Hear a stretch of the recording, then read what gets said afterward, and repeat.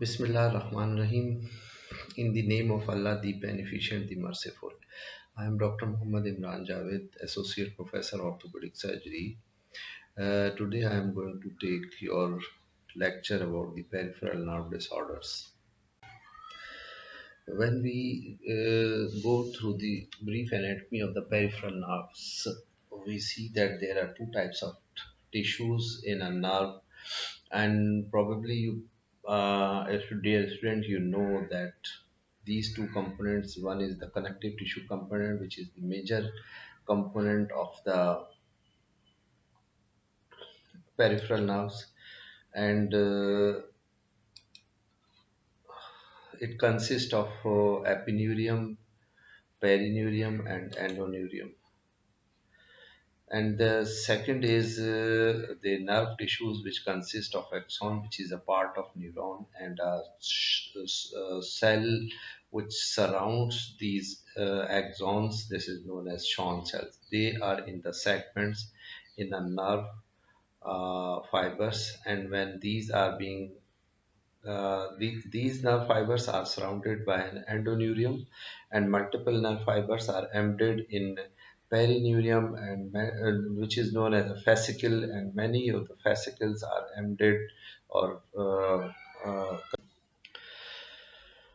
every peripheral nerve usually consists of a motor neuron and a sensory neuron. The cell bodies of the motor neuron supplying the peripheral muscles are clustered in the anterior horn cell of the spinal cord. Here, this picture is showing the spinal cord with its exiting nerve fibers. This is the dorsal root, and this is the ventral root, and this is the anterior horn of the spinal cord. Whole this thing is in the bony vertebral column, being protected by that.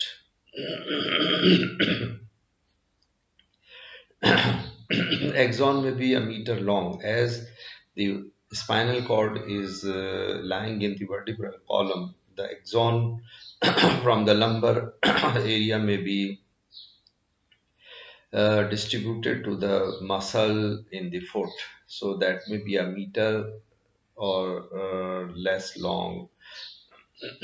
Cell bodies of the sensory neurons lie in the dorsal root ganglia. These are the collection of neurons in the dorsal root of the spinal cord, and the sensations which are being brought from the peripheral part is to be conveyed from the dorsal root to the spinal cord.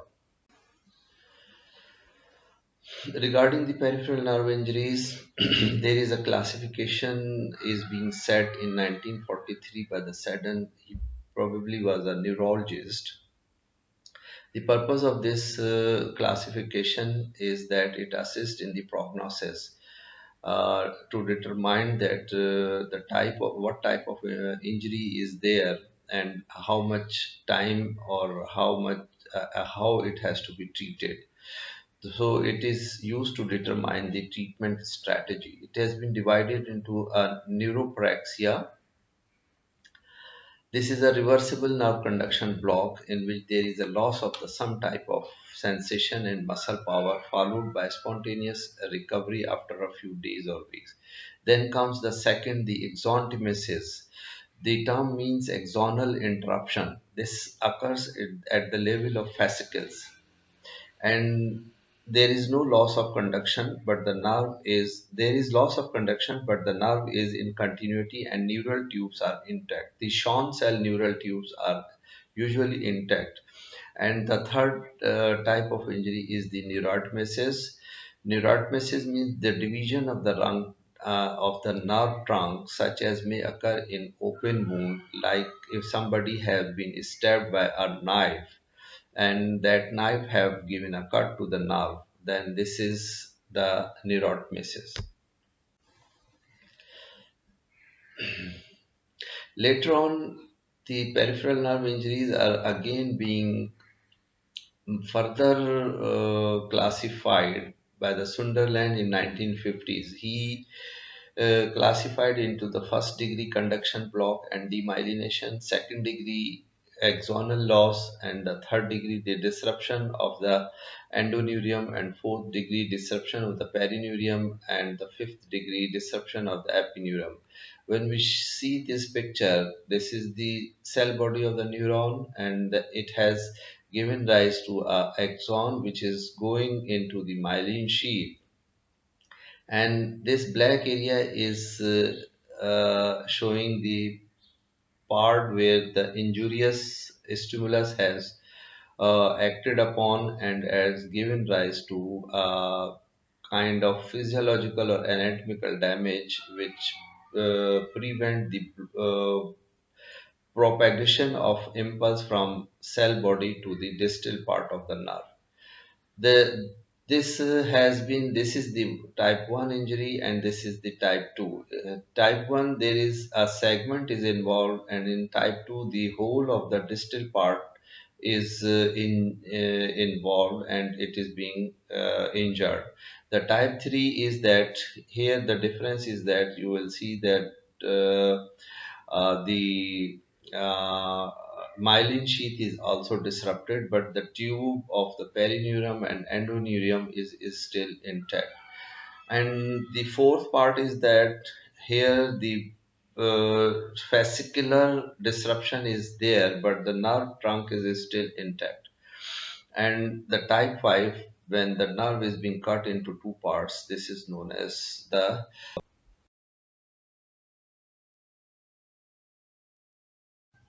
next slide. The type of nerve injuries. This is the neuropraxia. What happens is that the nerve fiber is being injured in this part, but there is no disruption of the axon, and there is no disruption of the myelin sheath.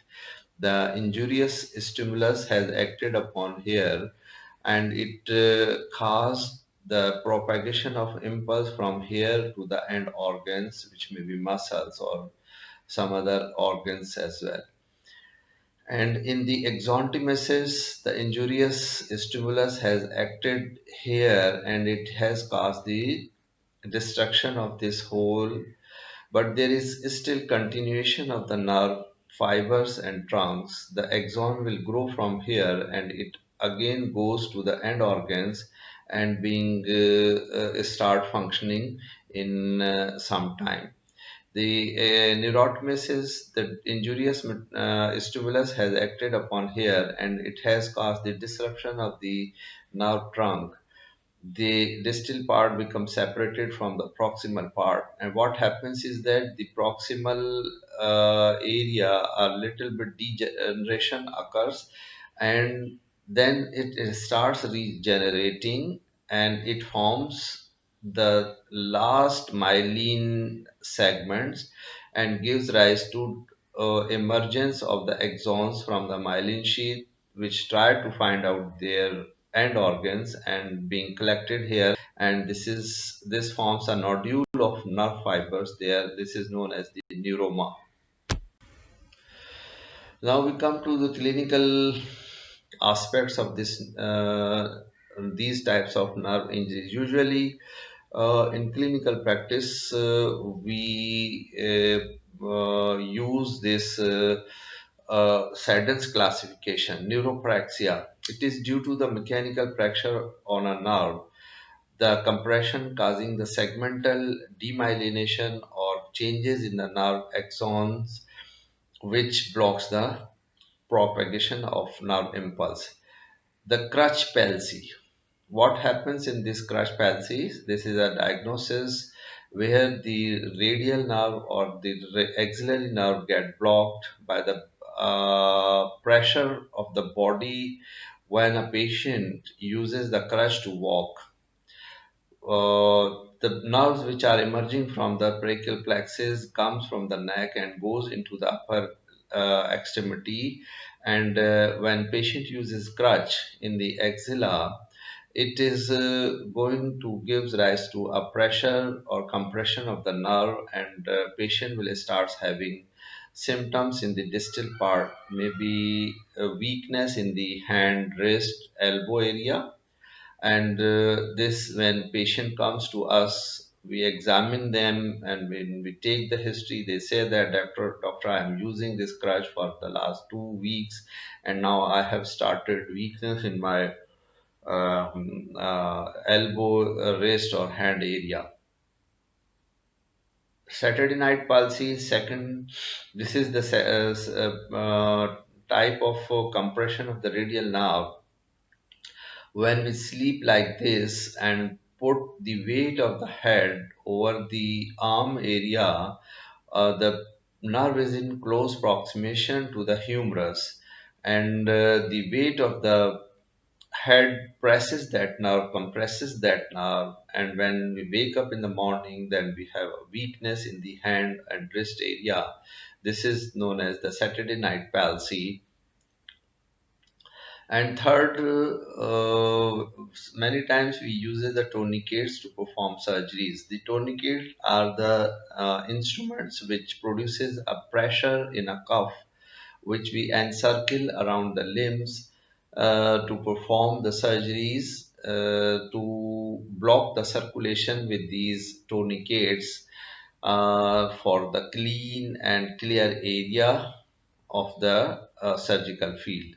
When you come to clinical rotation, we will show these tourniquets that how they work and they have been used in the surgery. And when the patient wake up from anesthesia, and we re-examine that patient in the wards after next day, then they will complain of the weakness in their distal parts where we have used that tourniquets.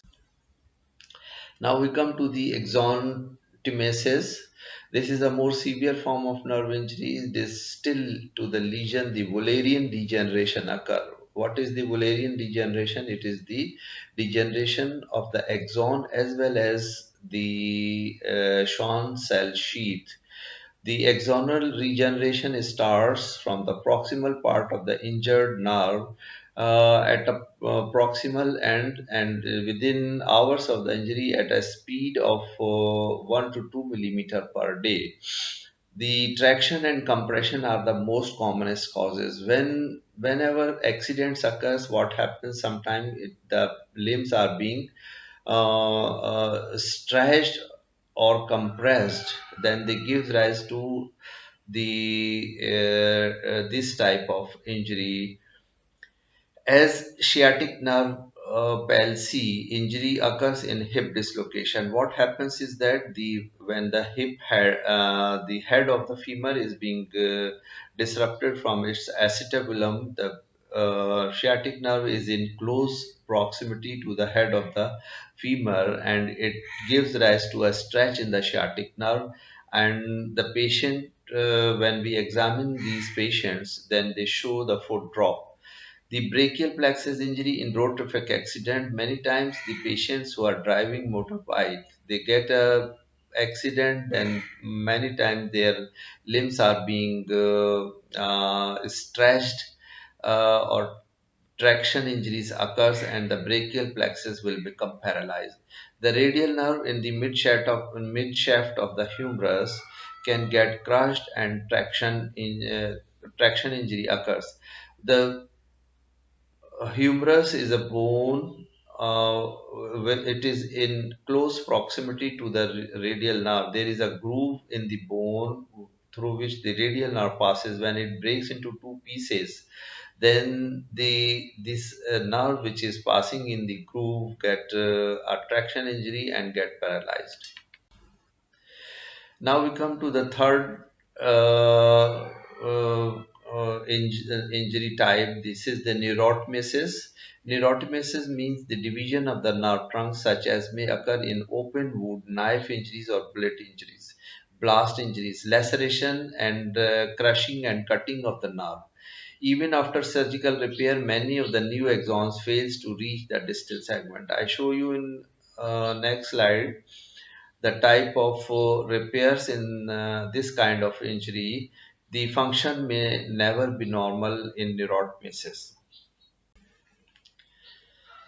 Etiology of the nerve injuries is that acute injuries and chronic injuries. Acute injuries, this may occur with the fractures And soft tissue injuries, this is the traction injury. A nerve get a traction, the nerve can get a contused or compressed, and the crushing injury and laceration. Wrong postures, that gives rise to the compression and traction injury. The surgery cutting the nerve, that during surgery when we place some instrument, they can gives rise to a stretching of the nerve, and that the nerve get neurotmesis or axonotmesis. Many times it can give rise to the disruption of the nerve trunks as well. The minor branches can be damaged by the traction injuries as well. Laceration occur by, like the instruments, as we hold the bone with the bone holders, if the nerve comes in between the bone and the bone holder, then it gives rise to laceration in the nerve. The electric burn also destroy the nerve from where it passes into the nerve like a current wire. It burn out that nerve, and that is also a cause of injury to the nerve. Now we come to the chronic injury, the compression neuropathies. Many time what happens is that there is a gradual pressure on the nerves in certain parts of the body because of some pathology, and the tissues which are present around the nerves, they get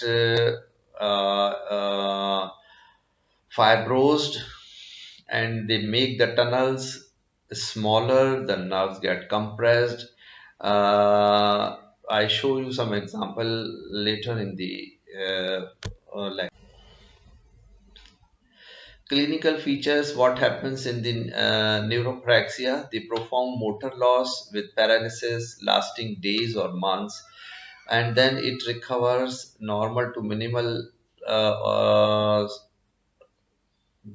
recovers in a few weeks or days time.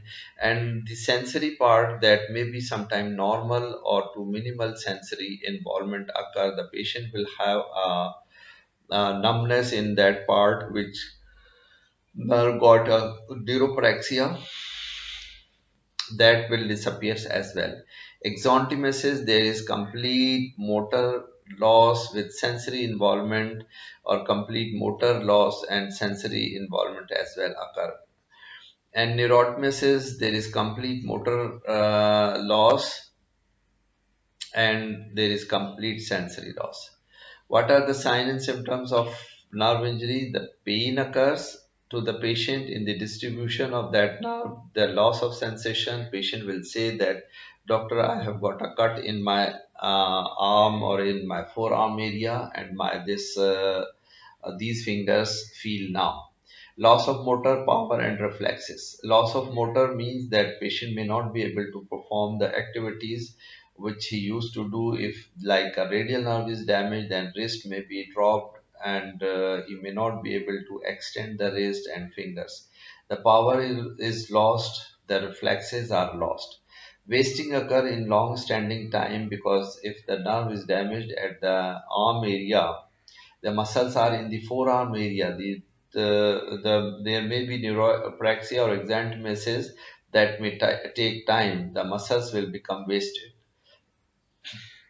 Trophic changes occurs with the sensory involvement, the skin, neurovascular, bone and muscles, and contractures many times develop because the muscles get paralyzed, they are not in use, and then fibrosis starts taking place in these muscles, and the muscles will show a contractured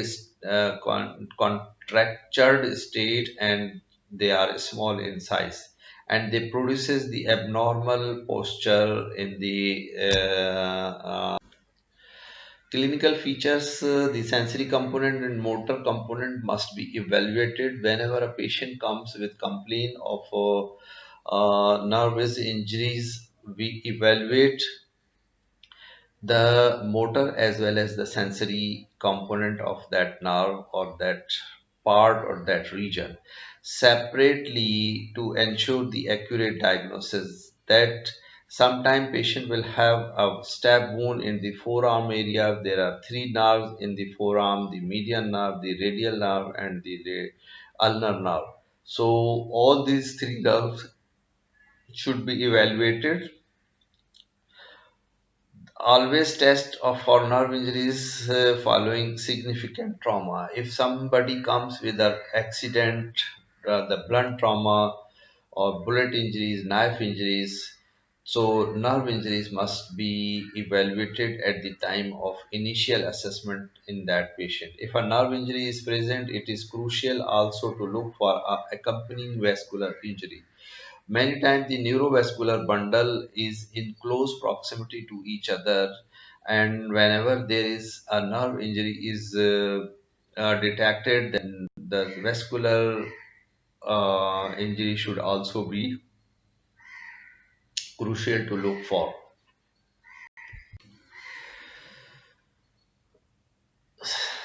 Examination must be done systematically for the signs of abnormal postures of distal part, like the wrist, position of the wrist.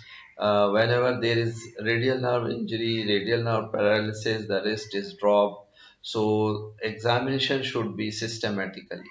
Weakness in the muscles groups and the suspected changes in the sensibility should be checked. There are certain examination methods by which we will detect the type of injury, and many times we try to find out that whether recovery is taking place. One of these sign is known as the tunnel sign. How to perform this tunnel sign is that it is the peripheral tingling sensation provoked by percussing the nerve. Like in the wrist area, the median nerve is present, and when we know, by knowing our anatomy of the median nerve, we tap that nerve. Then what happens that the tingling sensation or current like sensation takes place in the distribution of the median nerve. In neuropraxia, the tunnel sign is negative. In Axonotmesis, it is positive at the site of injury because of the sensitivity of the regenerating axon spurs. After a delay of few days and weeks, the tunnel signs will then advance at a rate of about 1 millimeter each day at the regenerating axons process along the Schwann cell tube. What happens is that, like you say, that somebody has got a nerve injury in the ulnar nerve at the elbow area, and when we document that injury, and in the next examination when he comes after 2 weeks or 3 weeks or 4 weeks, then we tap the nerve in its whole course. Then if we find that tunnel sign is positive initially only in the elbow area, and now it is found to be positive in the mid forearm area, this means that the nerve is regenerating and the progress is satisfactory. There are certain special investigation when we do examination of the nervous injuries. One of this is the electromyography and nerve conduction study. What is we call it in short is the EMG and NCS, electromyographic studies, nerve conduction studies. If a muscle loses its nerve supply, the EMG will show the denervation potential by the third week. When we record the electromyographic activity in a muscle fiber, in a nerve fiber, then what we'll see is that the denervation potentials are found in a nerve after third week. That is showing the involvement of the. This is the method of electromyographic studies. What they do is that they are recording the changes in muscles which are present here after ulnar nerve injury, and they will have a denervation potential by the third week. They introduce a electrode in the muscle and record the potentials on the screen or papers that will show the denervation potential that are different from the normal electrical activity when the nerve is in. Nerve conduction studies is that the nerve is stimulated electrically at a easily accessible subcutaneous or areas like the forearm or the wrist for the median nerve, behind the medial malleus for the posterior tibial nerve. It propagates an action potential which travels to the innervated muscles where a surface electrode recorded the response. Here you see the EMG. Here the electrical current has been generated and is being recorded here for the integrity of the ulnar nerve, which is present here, and it goes from here up to stimulate the nerve, and it's the activity is being recorded, many of its muscles which are being innervated by ulnar nerve in the hand area.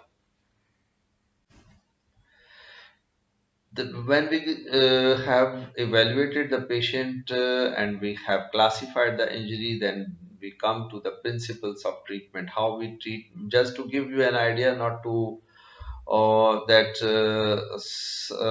not very necessary at this stage that you should learn the principles of treatment. When you come to the senior classes, then we will let you know about the much regarding the treatment strategy of these nerves. Usually the closed low energy injuries usually recover, and only observation is required in neuropraxia and axonotmesis. Neurotmesis surgical repair is required. The current surgical standard is epineural repair with nylon sutures. Exploration, where we do not have to wait and observe the nerve. There are certain things, if we see, then we should explore the nerve to see its integrity. If the nerve was seen to be divided and need to be repaired, like in open wounds, a knife has been stabbed the wrist area, and you can see on your examination of wound that the nerve is divided into two parts, then you should explore the nerve, you should do the repair the same time. You don't have to wait for certain period for the recovery of the nerve or some kind of delaying for the treatment. If recovery is appropriately delayed in the diagnosis, if the recovery is inappropriately delayed, like if we are expecting that it will recover in a period of 2 weeks or 3 weeks or 4 weeks, but it's not recovering, then we should explore the nerve, see the integrity of the nerve.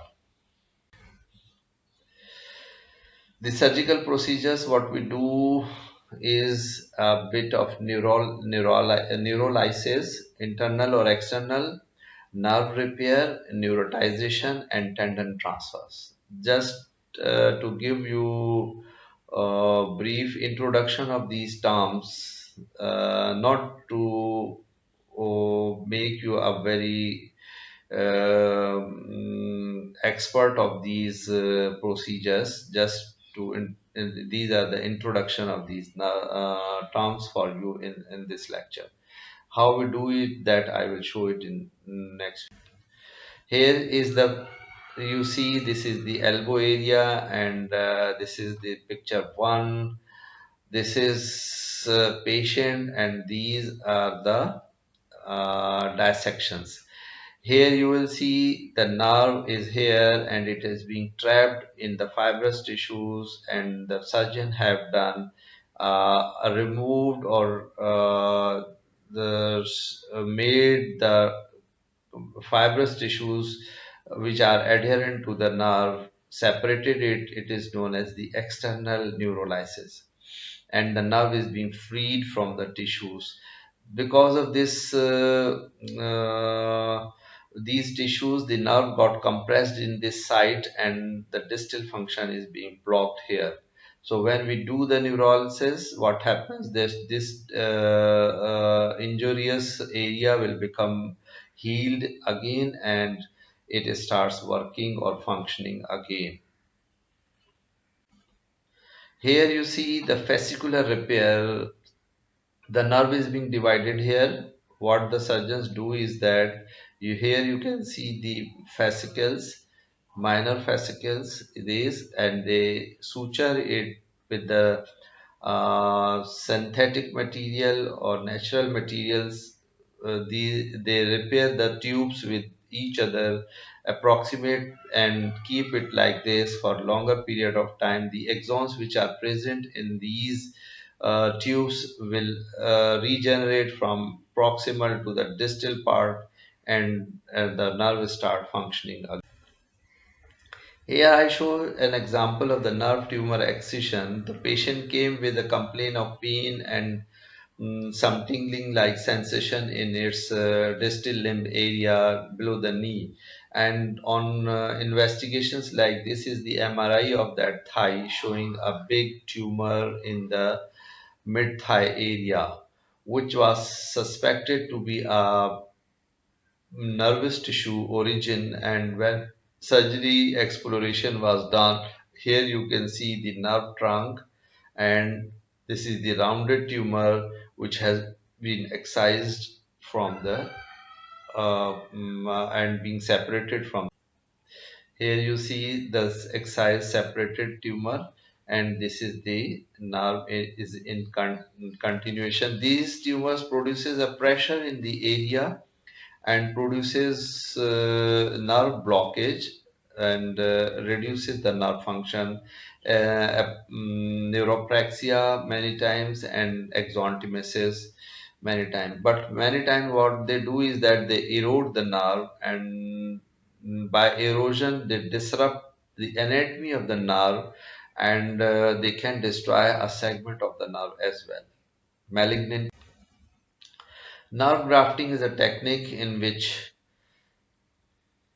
the nerve free graft taken from some part of the body, and they have been used to fill up the gaps too large for direct sutures, where we cannot approximate the two ends of the nerves. Like in blast injuries, bullet injuries, there is a loss of segment of the nerve 1 centimeter, 2 centimeter. What we do is that we take out the sural nerve from the calf area and put it in between the gap and suture it from proximal to the distal side, and then the nerve starts growing in that grafted part, and then it again goes into the distal part, and many times the recovery takes place.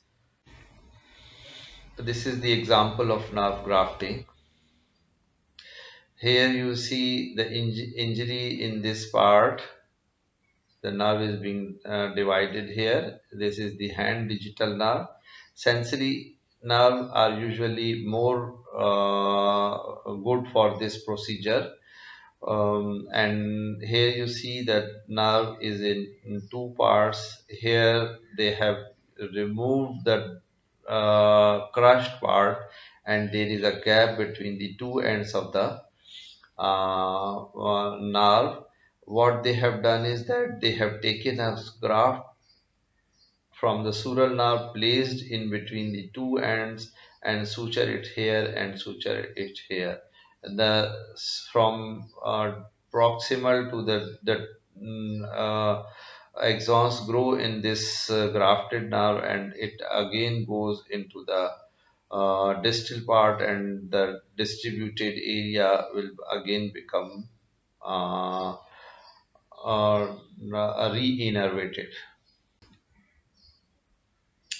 Nerve transfer, many times if we are unable to do some grafting or something, then we transfer the nerve from less important area to some to regain the function in important. Here you will see that this nerve is being injured here, and this nerve is being cut from here and is being transferred to this distal part, and then the C7 nerve function starts in this part.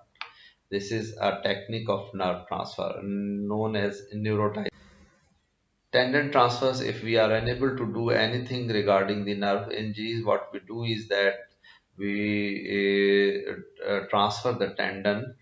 The best example is that in the wrist drop, the extensors are paralyzed. What we do is that the flexor muscles are being transferred to the extensor site or extensor area of the wrist to make it functioning, and the flexors starts doing the extension at the wrist area. Now we come to the individual nerves in the upper limb, the radial nerve first. Low lesions, high lesions, and very high lesions. There are three types of classification in the radial nerve. Low lesions are usually due to the fractures or dislocation at the elbow area. If it is below the elbow area, it is known as the low lesion. Patient is unable to extend the metacarpophalangeal joints, but he is able to extend the wrist joint. Why? Because the nerve branch has been given to the extensors of the wrist before the elbow area. So the chances that that branch is still functioning and these muscles are being still working as well. So patient may be able to extend the wrist but may not be able to extend the fingers. High lesions occurs above the elbow with fracture of the humerus or after prolonged tourniquet pressure in the mid-arm area. There is obvious wrist drop due to the paralysis of the extensors of the wrist, the sensory loss, because in this area the extensors of the wrist and the extensors of the fingers are being given branches, and the injury is proximal to this, so both of these functions are lost. In very high lesions caused by trauma or operation around the shoulder, the Saturday night palsy, in addition to the weakness of the wrist, the triceps is also paralyzed. If somebody on examination show a paralysis of the triceps, then this means that the injury is in or around the shoulder area. Here you will see the radial nerve which is coming from the brachial plexus. This is the shoulder area, this is the elbow area, and this the nerve is going through the radial nerve into the elbow area and extensors of the wrist and fingers. So injury below this is the low, and here is the high, and here is the very high. Here you will see fracture of the humerus, and here you can see the nerve is going from here and is being protected during surgery, during fixation, so that we might not entrap the nerve below the plate. And if it occurs, then there is uh, permanent paralysis of the or wrist drop occurs. Patient will complain that doctor, you have done my surgery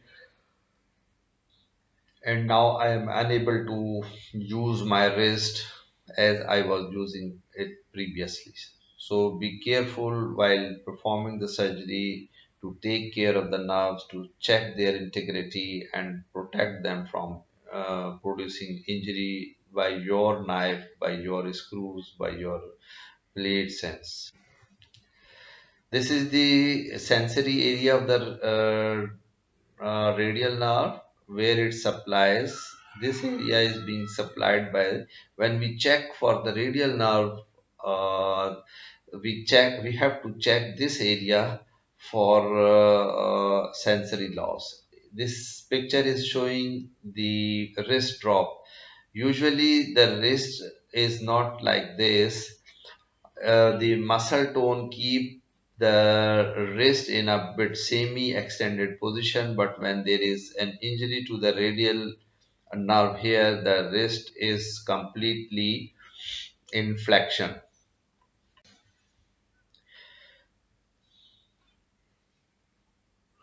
Don't go in detail of the treatments. Open injuries should be explored and repaired and grafted.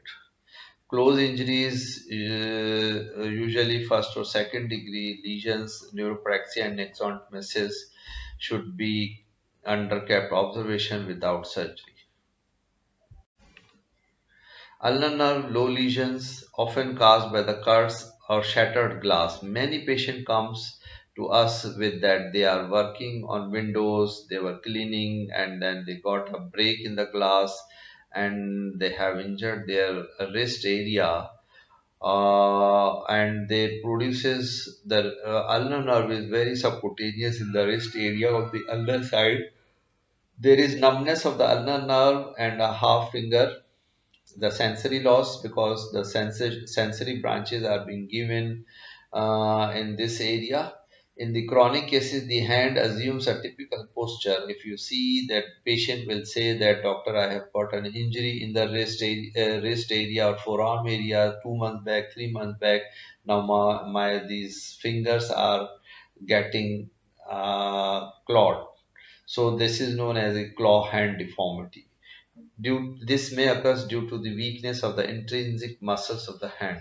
Hypothenar and interosseous muscles wasting occurs. So you see these patients with wasting of the muscles in the hypothenar and interosseous area. Finger abduction is weak. On examination, you will find that when you ask the patient to abduct the fingers, they may not be able. Froment sign is positive in ulnar nerve injury. What is Froment sign? I show you in the ulnar nerve high lesion occur at the elbow or fracture around the elbow, fractures or dislocations. Hand is not markedly deformed because the ulnar half of the flexor digitorum profundus is paralyzed, and the fingers are therefore less clawed in the high ulnar paradox. This is known as the high ulnar paradox. Otherwise, motor and sensory loss are the same as in the low lesion. Here you see the two fingers, the ulnar side of the fingers are showing curving and clawing.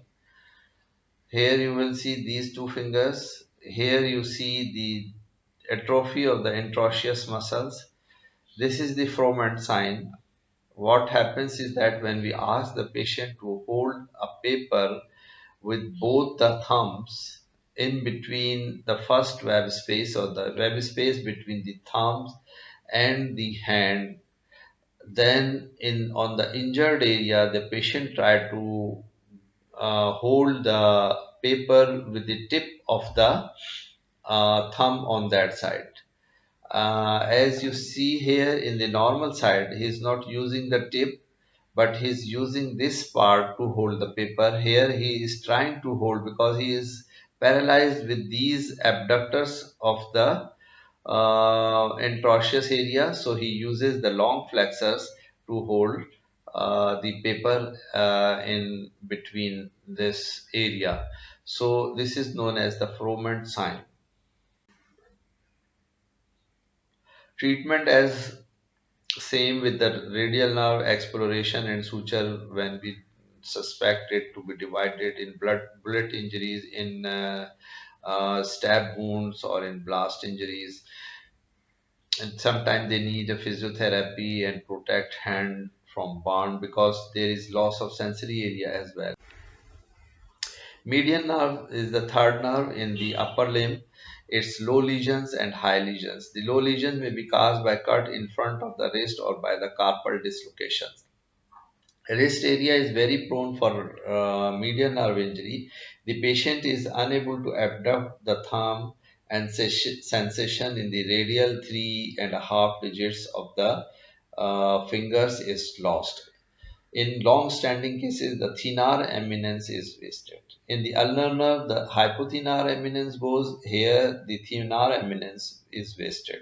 In the high lesions are generally due to the forearm fractures or elbow dislocation, the long flexors of the thumb and index fingers are also paralyzed and the patient show a pointing index finger.